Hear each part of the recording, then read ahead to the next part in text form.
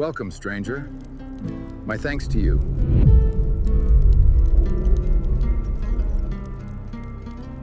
In the rugged, sun-scorched hills of the New Mexico Territory during the dry summer of 1884, a solitary rancher named Caleb Morgan lived by a simple, unshakable code that a man's honor was worth more than any herd or gold claim. Unlike many settlers who regarded the Apache with distant suspicion and fear, Caleb judged every soul by their actions alone, a conviction that had cost him fair-weather friendships, but had also bought him an untroubled sleep every single night.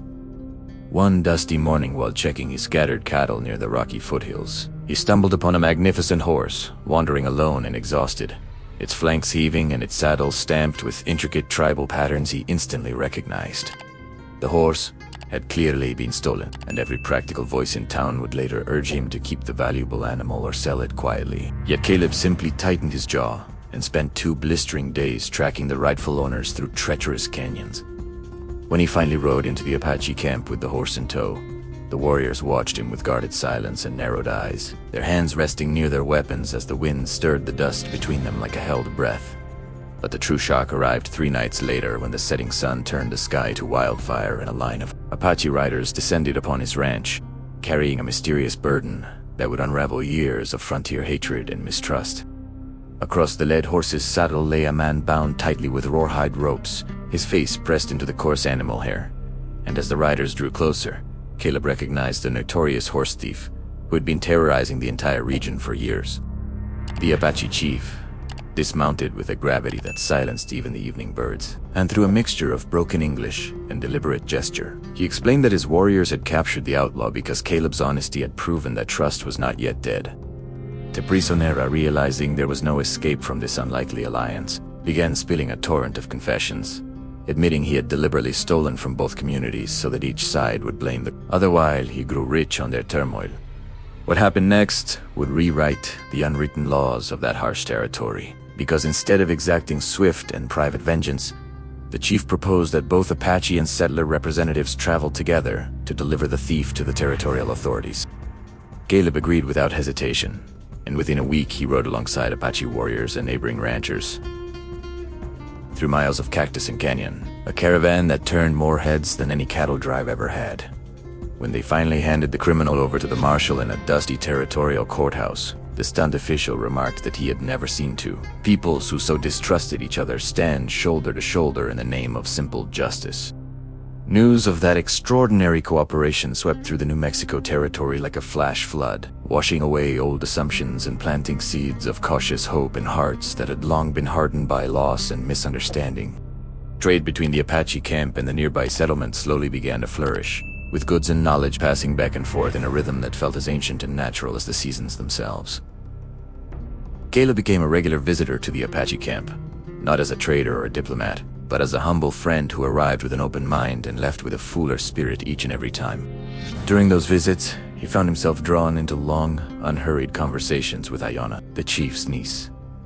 A woman whose deep and thoughtful eyes held the wisdom of 1,000 campfires and the quiet courage of a desert bloom. She taught him the names of medicinal plants and the stories whispered by the wind through the juniper trees, and he shared with her the simple rhythms of ranching life and the stars he navigated by on lonely cattle drives. Their friendship deepened with a gentleness that neither had expected, blooming in the soil of mutual respect and watered by countless shared sunsets that painted the sky with colors no artist could ever truly capture. One cool evening, as the first silver of moonlight touched her hair, Caleb realized with a jolt that the foreign feeling swelling in his chest was no longer mere friendship, but a love so profound that it frightened and exhilarated him in equal measure. Ayana, for her part, had already confided to her grandmother that the rancher with the honest hands and the patient voice had somehow dismantled every wall she had carefully built around her heart.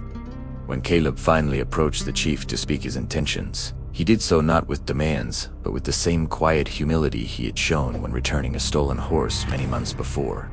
The chief regarded him for a long, searching moment, then nodded slowly and replied that a man who returned what was not his would surely treasure what he would one day call his own.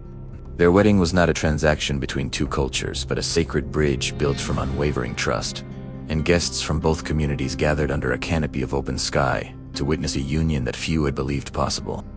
Caleb and Ayana's ranch became a living symbol of harmony, where Apache children learned to rope calves, and settler families learned the ancient songs that honored the land and all its creatures. In time, even the most cynical old-timers who had once warned Caleb against returning the horse began to admit that they had witnessed something rare and holy springing from that single, selfless deed.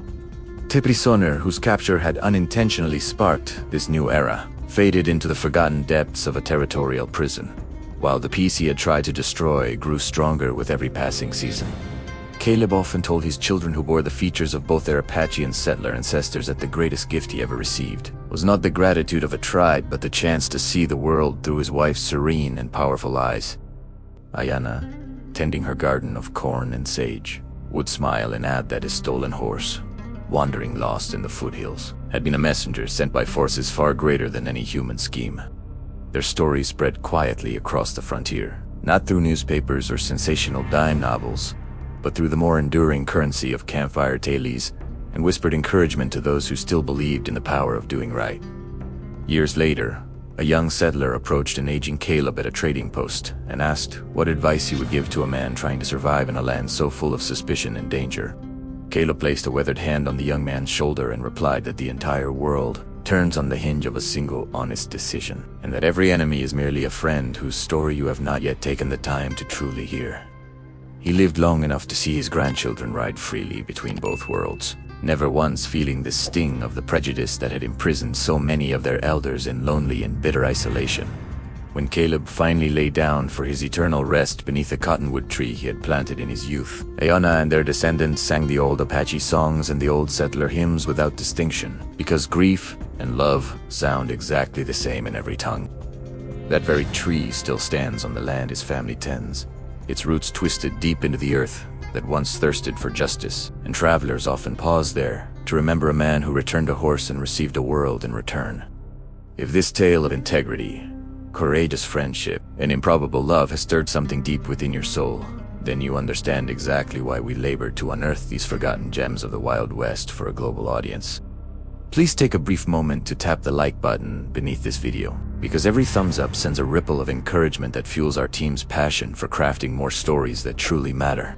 Subscribe to Stories Hub Official and ring the notification bell so that every week a new transformative journey into the heart of the frontier arrives to inspire your spirit and deepen your sense of what is possible. We genuinely treasure the thoughts you share in the comments below. So tell us about a time when a single righteous act reshaped your entire life, because your story might become the spark that illuminates another traveler's path. Share this video with someone who needs a reminder that bridges are always possible and that honor, though often quiet, possesses a strength that no weapon can ever overcome. From all of us who pour our hearts into bringing these historical treasures to light, may your own life be marked by the brave honesty that turns stolen horses into lasting legacies and transforms strangers into beloved family under the endless, watchful sky.